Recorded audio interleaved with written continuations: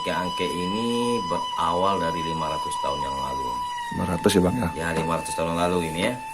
Jadi pada saat itu di lokasi ini belum ada kampung ya, belum ada perumahan kampung atau tempat pemukiman, tidak ada di sini. Jadi seperti dalam cerita, nenek moyang kita itu kan berasal dari negeri yang terindah di dunia itu, Pariangan. Ya. Jadi dari Pariangan itu mungkin 500 tahun yang lalu itu sudah terlalu padat, sehingganya nenek-nenek itu buka daerah baru. Salah satu daerah baru yang dibuka oleh nenek moyang kita itu adalah di sini tempatnya. Nah, pada saat membuka daerah baru tersebut ditentukanlah suatu pilihan di mana akan dibuat atau didirikan sebuah rumah gadang yang untuk dihuni oleh seorang kepala suku.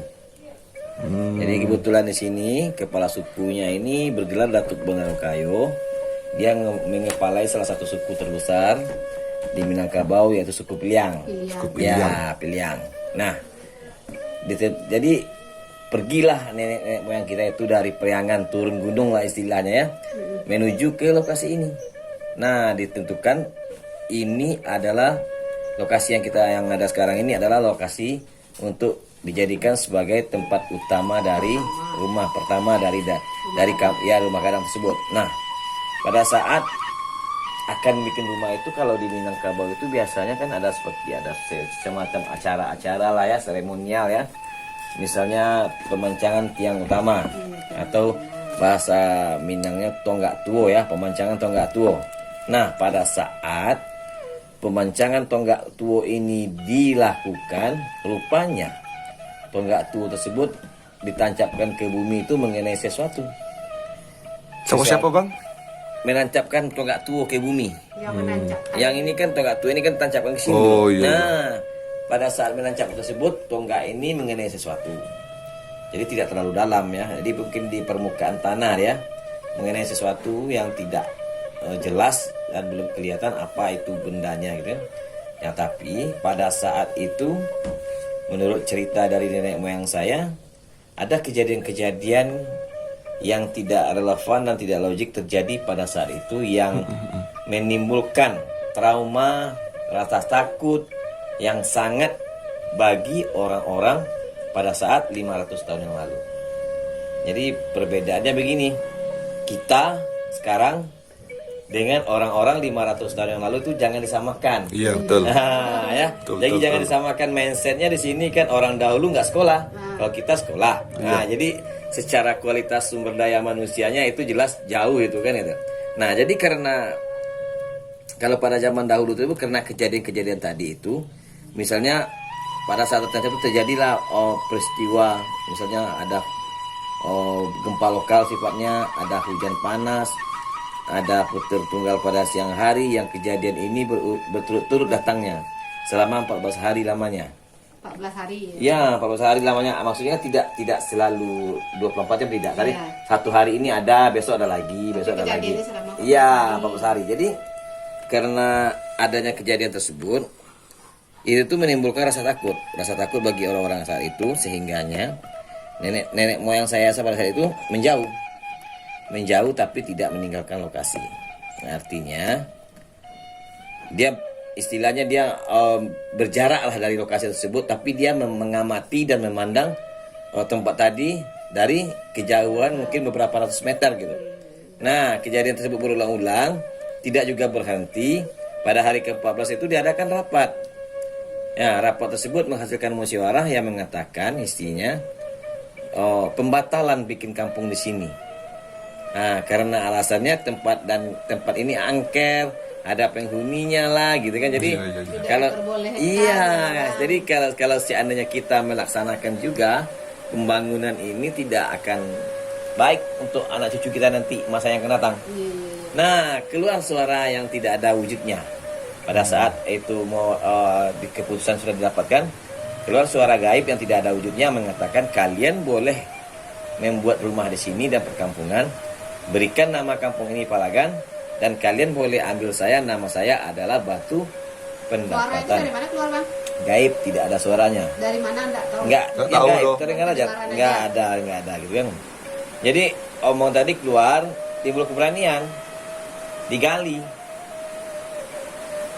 tiang tadi. Iya, tiang tadi digali, rupanya di bawah tiang tersebut dijumpai objek batu ya, dempet seperti jengkol.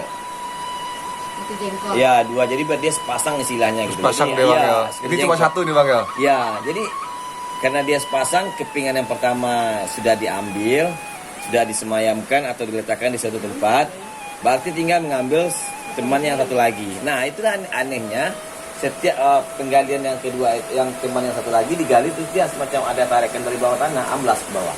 Udah tutup. Masuk Amblas, ke semacam dalam, Bang. ada tarikan dari tanah ke bumi. Sehingganya tidak bisa diambil. Jadi satu Alhasil cuma satu yang bisa diambil sampai saat sekarang.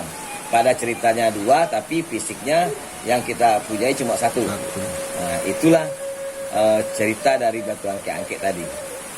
Ihwal dapatnya batu angke-angke dari 500 lalu sampai sekarang ini.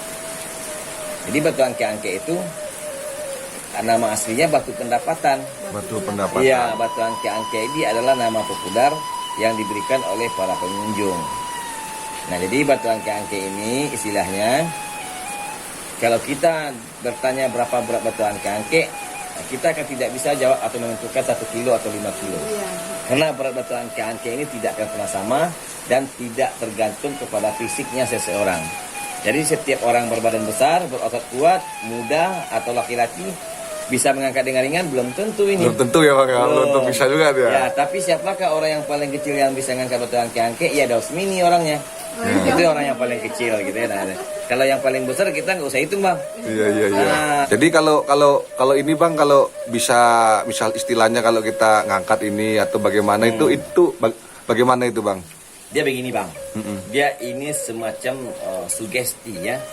Artinya begini, dari zaman 500 tahun yang lalu itu dia digunakan sebagai untuk suatu sarana untuk pemberi motivasi, sugesti, spirit untuk seseorang gitu. Betul, Jadi betul. artinya begini, dengan berkeyakinan bahwa kepada Tuhan yang Maha Esa, dengan memohon kita kepada yang Maha Kuasa, kepada Allah Subhanahu Wa Taala, kalau seandainya kita bisa mengangkat batu angke-angke ini dengan ikhtiar tertentu, terangkat, nah keluar dari sini semacam menumbuhkan energi baru, semangat baru, ya, semangat baru dan spirit baru untuk meraih yang kita inginkan. Semangatnya ini yang penting.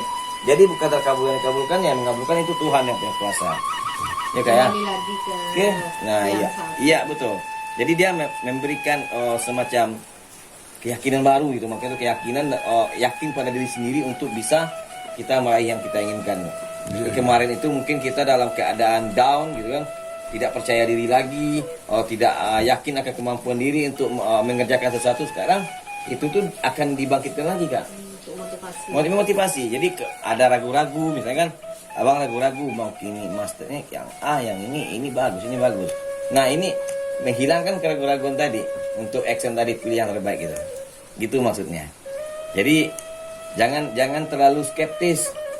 Oh kalau terangkat terkabul tuh salah namanya itu. Nah, bukan seperti itu. Ini di sini ikhtiarnya di sini semacam sugestinya di sini. Sugestinya bang ya. Ya sugestinya. Iya iya iya. Jadi kalau nggak terangkat berarti belum makan. Ya. Atau tinggal sakit, capek selesai. Jangan aneh-aneh. Iya, iya, Jangan iya, bilang iya, nggak terangkat, nggak terkabul. Itu yang salah jadinya. Karena kita dari awal sudah bilang ini domainnya memberikan rasa positif atau energi positif untuk sesuatu action yang kita actionkan gitu. Iya, Jadi iya, kita iya. tidak berpikir untuk negatifnya di sini. Iya, iya. Nah, kalau yang negatifnya kan jadi makanya saya bilang kalau nggak terangkat gimana dah? Ya berarti udah belum makan, selesai. Tinggal sakit selesai. Iya, iya, Jangan iya. aneh-aneh gitu kan. Iya, Karena iya, iya. Kalau aneh-aneh hasilnya dia aneh gitu. Iya iya. Karena dari dulu tuh orang-orang zaman dahulu tuh tidak aneh-aneh orangnya. Iya betul betul. Jangan dia tetap dia memikirkan energi itu energi positif yang dikumpulkannya. Bukan energi negatif gitu kan. Jadi kalau kita selalu memikir negatif, berarti semakin semangat tadi semakin akan berkurang. Karena apa? Karena kita dipengaruhi oleh kegagalan yang akan terjadi. Sementara kan kalau kita ibarat sesuatu gagalan yang mau dipikirkan, berarti nggak jadi dong kita lakukan sesuatu. Iya betul. Duluan gitu, karena nggak yakin lagi gitu kan. Gimana mau lakukan sesuatu kan, sementara abang nggak yakin kemampuan abang akan Iya, bisa iya, iya, mendapatkan iya. itu. belum bekerja lagi ini, baru mikir-mikir aja bang udah nggak yakin. Iya, iya, betul, betul, betul. Nah gimana? Berarti yang 100% tadi semangat tadi kan udah tergerus beberapa persen lagi. Nah akhirnya nggak bulat lagi dong. Nah sedikit ada cobaan, sedikit ada rintangan dan halangan, ya udahlah kalau nggak jadi biarin aja. Padahal kita kepingin banget gitu kan, nah gitu. Iya. Jadi itu bang. Harus ada usaha juga. Ah iyalah. Jadi kalau sama aja dengan, makanya berdoa tanpa ada usaha, Tuhan tidak akan memberikan sesuatu kepada kita, karena Tuhan telah menjamin kan, bertebaranlah Anda di muka bumi untuk mencari apa rezeki yang ditirukan oleh Allah Subhanahu wa taala. Iya, Nah, iya, gitu. iya, iya. Kalau Anda kita istilahnya cuma berdoa tunggu di rumah rezeki datang, dia tidak akan datang dia. Karena Tuhan tidak akan memberikan segampang itu rezekinya. Harus balance ya bang. Lah itu makanya saya bilang kan harus ada usahanya. Itu sudah dijamin kan gitu. Nah, makanya kalau nggak ada usaha nggak bisa gitu. Di belakang ini ada Itulah, guys. tulisannya. Ada tulisan Allahnya di belakang itu. Nanti kita angkat nanti. Ibu langsung yang Tengok. ya, ibu langsung. Bisa ibu kan? Terus. Oke. Nah. Mana Mi? Ini Allah ya. Ya. Ini Allah. Ya. Sini. Ini Allahnya. Kalau Muhammad sebelah sana ini. Ya. ini ya. Ya. Nah ini.